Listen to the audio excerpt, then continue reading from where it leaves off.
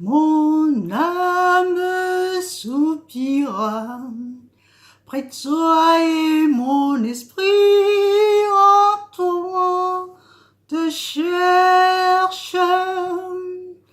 Toi seul est le désir de mon cœur et je vis pour t'adorer. Tu es mon bouclier, ma force, le roc sur qui j'ai fondé ma vie. Toi seul est le désir de mon cœur et je vis pour t'adorer. Tu es mon bouclier, ma force, le roc sur qui j'ai fondé ma vie. Toi seul est le désir de mon cœur et je vis pour t'adorer. Shalom bien-aimés, shalom peuple de Dieu. Nous voici encore à notre rendez-vous. Je tiens à vous remercier vivement de votre présence, de vos partages, de vos commentaires, de vos encouragements. Merci et demeurez bénis, soyez vraiment touchés par la grâce divine, que l'Esprit Saint vous fasse du bien. Et merci de continuer à partager aussi autour de vous, que ces messages puissent toucher aussi d'autres personnes. Nous allons commencer une nouvelle série cette semaine et qui va s'intituler Le soupir de l'âme. Le soupir de l'âme, en fait, c'est la suite de la série Blessé mais pas condamné que nous avons commencé, s'il y en a qui ont déjà suivi ça.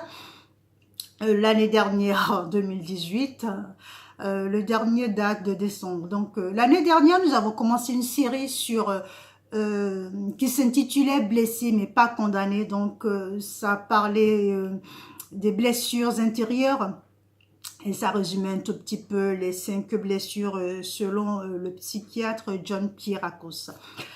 Donc là, nous allons continuer, sauf que le thème a changé. Pourquoi le thème a changé? Parce qu'en fait, si nous allons sur YouTube et que nous mettons contrôle parental ou contrôle pour N ou X raison, le thème blessure n'apparaît pas. Donc, ce qui fait qu'il y a certaines personnes qui sont pénalisées, qui n'arrivent pas à voir ces messages, juste parce que, voilà, chez YouTube, il y a certains thèmes qui ne passent pas, qui ne sont pas adaptés, qui ne sont pas appropriés.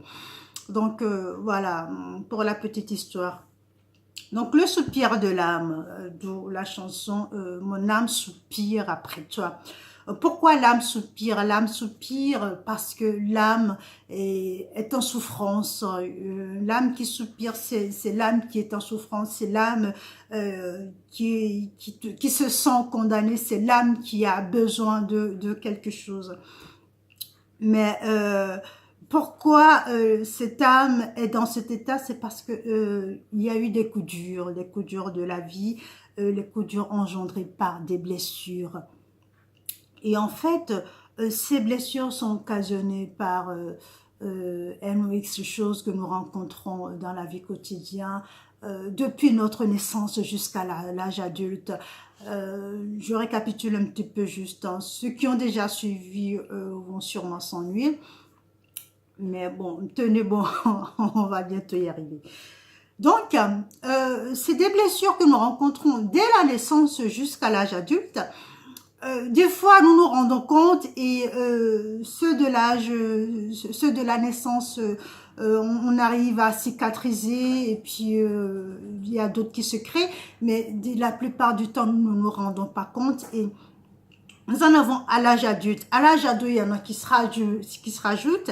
À l'âge adulte, il y a d'autres qui se rajoutent. Ce qui fait que quand nous arrivons à l'âge mature pour se marier, à l'âge pour fonder une famille, faire des enfants, nous nous retrouvons dans l'incapacité, dans l'impossibilité de communiquer avec le partenaire, de communiquer avec notre conjoint parce que nous avons des blessures que nous avons emmagasinées depuis la naissance qui nous font souffrir, qui font que nous n'arrivons pas à avancer, à créer, à fonder une foyer tout simplement. Et c'est la raison pour laquelle j'ai commencé ces thèmes. C'est surtout pour sensibiliser la population parce que personne ne peut dire en ce moment qu'il n'est pas concerné par des blessures. Personne ne peut le dire. Nous tous, nous sommes concernés, sauf qu'il y a des degrés différents.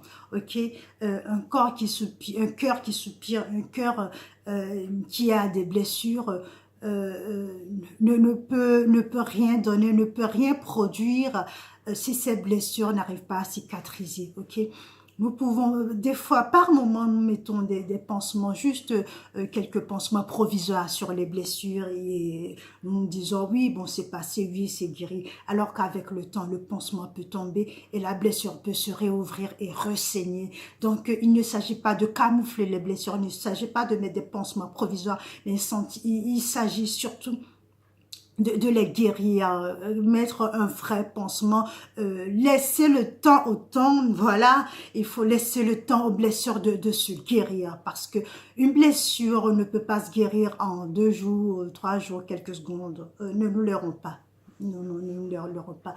Ici, nous sommes là pour nous dire la vérité en face, donc ces blessures, il faut leur laisser le temps. Et pour leur laisser le temps, il faut aussi prendre les méthodes appropriées, les méthodes adaptées pour pouvoir les cicatriser. Et donc, la seule, la meilleure, l'unique méthode que moi je connais, c'est l'Esprit Saint. C'est l'Esprit Saint qui te remplit, c'est l'Esprit Saint qui fait ce travail.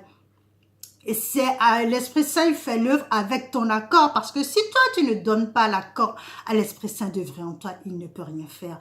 Donc, s'il vous plaît, laissons la place à l'Esprit Saint de nous remplir et de pouvoir exercer sur nos cœurs. Parce que la bouche déborde de ce qu'on a dans le cœur. Donc, laissons ce qu'il y a dans le cœur, laissons l'Esprit Saint nous remplir, laissons l'Esprit Saint nous aider à cicatriser tout ce qu'on a à l'intérieur. Et donc, nous allons continuer. Alors, nous avons vu en 2018, nous avons vu déjà trois sortes de blessures. Il y avait une blessure de rejet, blessure d'abandon, blessure d'humiliation. Donc aujourd'hui, nous allons enchaîner avec les blessures d'injustice à l'âge adulte. Donc, je récapitule. Ceux qui n'ont pas eu le privilège de suivre dès le début, je vous exhorte à vous connecter à ma page YouTube et puis à voir la série sur blessés mais pas condamnés.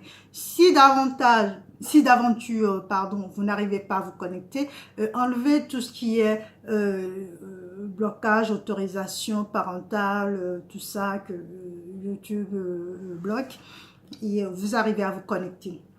Donc là, on va aller très vite parce que le temps qui nous est imparti est court. Donc, blessure d'injustice, nous allons en parler à l'âge adulte.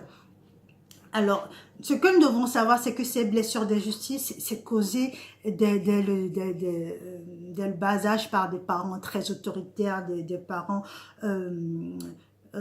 qui veulent que leurs enfants soient quelque chose, des parents qui ont eu aussi des vies dures, des vies compliquées, et qui ont eu aussi des transmissions aussi autoritaires d'autres parents. Donc, ce n'est pas leur vouloir. La plupart du temps, ils ne font pas exprès.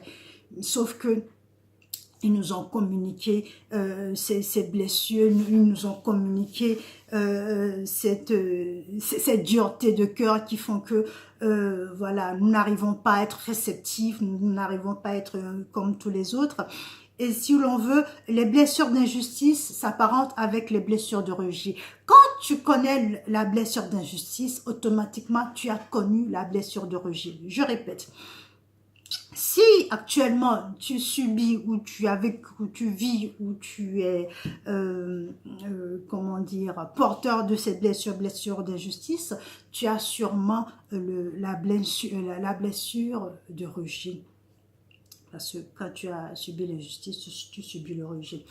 Et donc voilà, je disais que ça vient de parents très autoritaires qui par haine ou raison sont devenus comme ça et donc qui traitent les enfants violemment avec des paroles si dures, tu n'arriveras à rien, t'as vu comme tu es. Et donc c'est des enfants qui développent ça et qui ont du mal à s'intégrer dans la société, qui se mettent en retrait, qui créent leur propre entreprise, qui créent leur propre statut.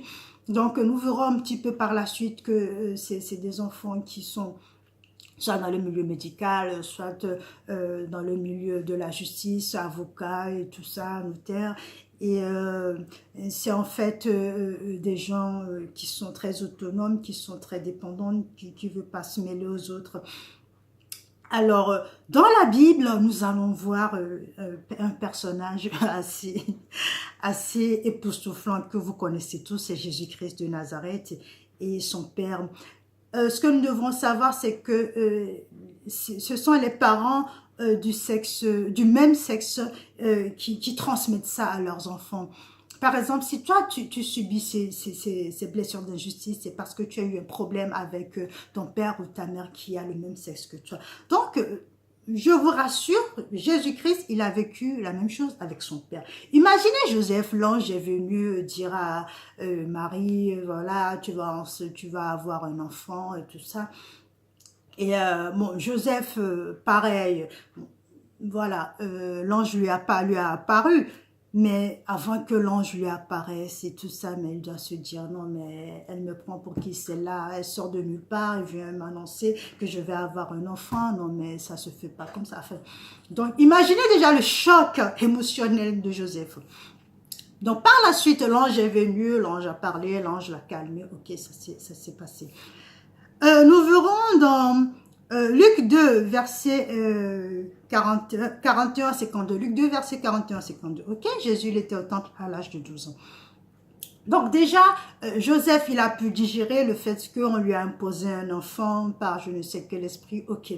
Mais voilà, quand l'enfant arrive à l'âge adulte, à l'âge ado, à 12 ans, c'était un ado. Jésus, Jésus, il quittait la maison, il allait au synagogue, il allait enseigner, il allait prêcher sans l'autorisation des parents. Donc imaginez le regard, imaginez la frayeur, l'émotion.